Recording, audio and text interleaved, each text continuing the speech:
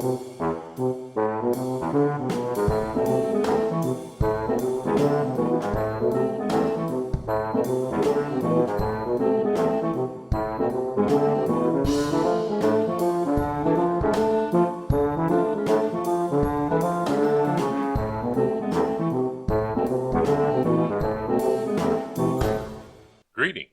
this is TimeRider, and hey everybody, Nick over at Matchbox Restorations and I are going to wreck your week with a couple of wreckers.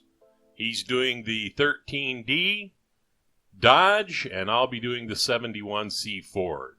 So look for links. The Matchbox 71C was based on the Ford N-Series cab, which was a heavy-duty truck produced in the United States from 1962 to 1969. The Matchbox came with regular wheels and superfast, and it was also released in the king-size variant. Early releases had amber windows. The most common window is green. There was a later release of a military version, but production was ceased on the standard 71C in 1972. This is the model that I'll be starting with.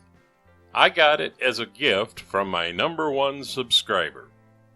Right off the bat, there's some good things and some bad things. The good thing is that the hook is still there, which means I don't have to buy one. The bad things, those bumper ends should be straight, and they're bent. And there's also one somewhat bent, I don't know if you want to call it a mud flap, but it's on the left side of the rear chassis. It's bent a little bit, and that'll have to be straightened. Chipped up pretty bad, could use a good coat of paint. Clearly the beacon needs to be worked on a little bit. My suspicion is that it's attached to the glass. So anyway, this is our starting point. Stick around. For reasons passing understanding, except maybe that I'm old, I forgot to record me taking this apart. But there's the pieces once I got done. And then, drilling the hole is essential if you're going to screw the thing back together. Followed by tapping so that we can get a button screw in there.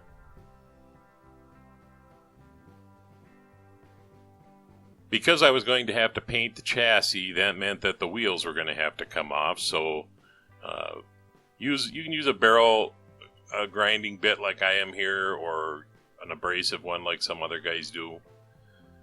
And then once we're all said and done with that, it's time for a little stripper bath here using a citrus stripper.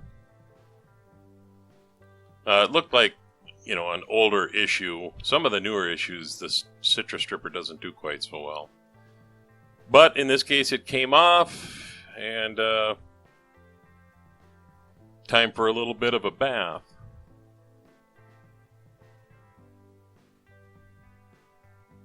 First get the cab, then we'll get the chassis.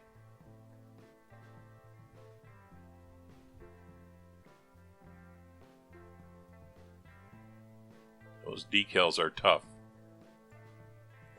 So of course, once paint is off, it's a good time to take a look at what you got. Scrape off any little bits of paint that might be left.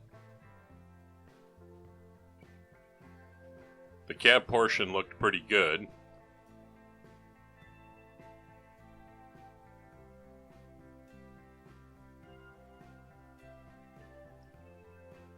This portion, on the other hand, had problems. That area was bent, that area is bent, that area is bent. Those bumpers, they're bent actually two ways. They're bent down and they're bent in. And truth be told, I actually broke that end of the bumper, and I have no footage of it. But I fixed it with super glue and baking soda. I'd gotten it straight that way, and I broke it trying to straighten it that way. Trying to get it straight across. So a coat of Tamiya light primer. I'm using white on the cab because it's going to be red, and I want that red to really pop. And then on the chassis, I'm using gray. partly because it's going to be easier to see the white paint. Putting on a tack coat. And then usually I'll do 3 coats. I'll do the tack coat and I'll let that dry for like 10 minutes or 15 minutes, and then I'll do a second coat which is a bit heavier. But sometimes the paint is just going on so well that I don't do a second coat. I just do the tack coat and the final coat, especially if the paint's going on good and I'm getting the result that I want, which is what's happening here.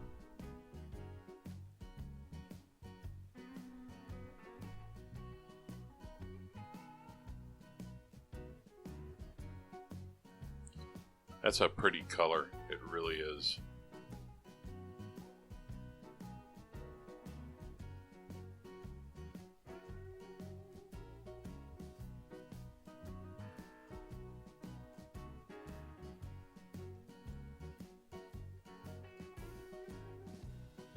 The painting of the chassis went equally as well, and I apologize for not having any footage of it. I'm putting on decals here, so I got the surface a little bit wet. You can see a drop of water on there. And then I'm going to apply the SO decals so that I can clear coat this portion of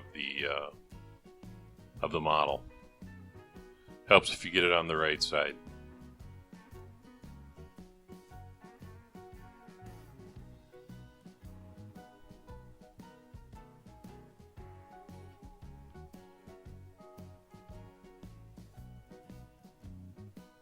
It just seems like sometimes you gotta tease that thing just to get it where you want it. And even then, I'm not always successful.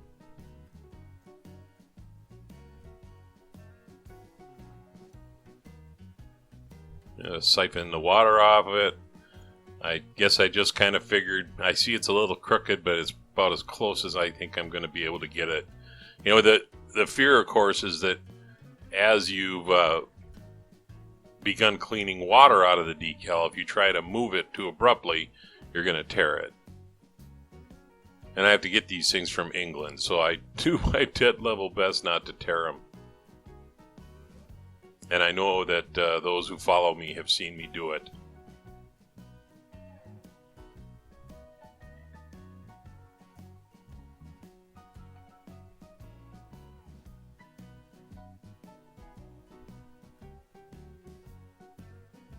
So, a little bit of water. This was before I learned the sponge trick. Boy, that was sure a cool trick.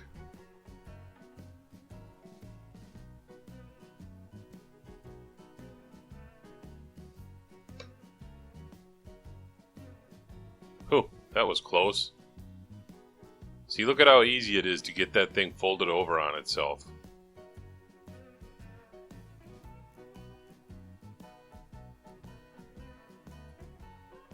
This side, just took off on me. I was going to say, I think this side wound up a little bit straighter.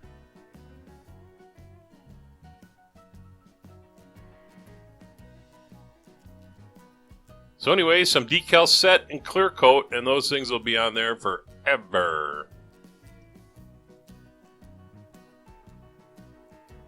Taking care of the beacon was a matter of hitting it with some sandpaper, starting with about an 800 grit, and then working my way to finer and finer grits.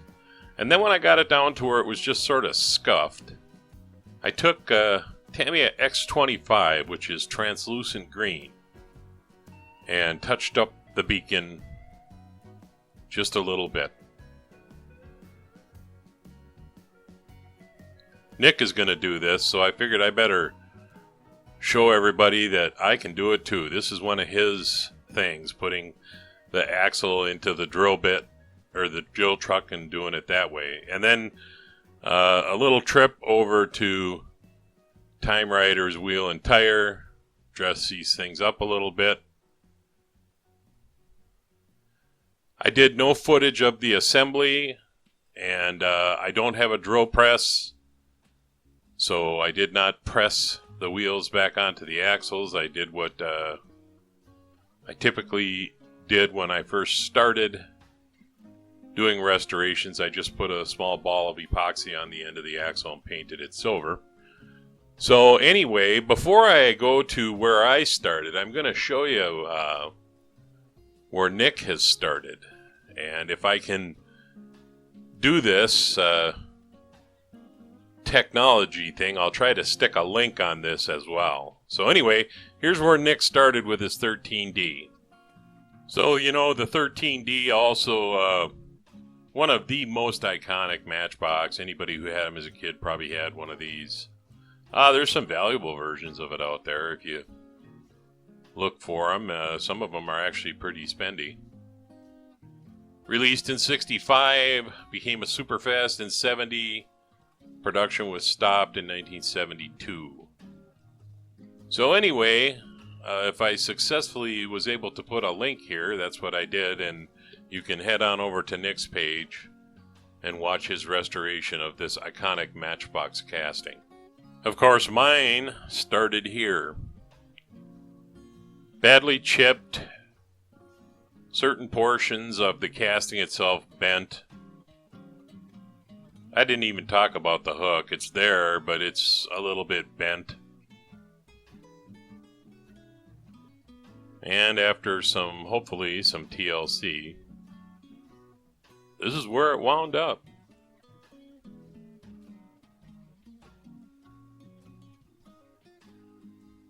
And there you have it. The Matchbox 71C Ford Heavy Wrecker. That bumper looks pretty good. You can kind of see where I broke it, but I think it looks pretty good. So head on over to Matchbox Restorations and watch Nick, because he's going to help wreck your week. This is TimeRider, and I'll leave the light on for you.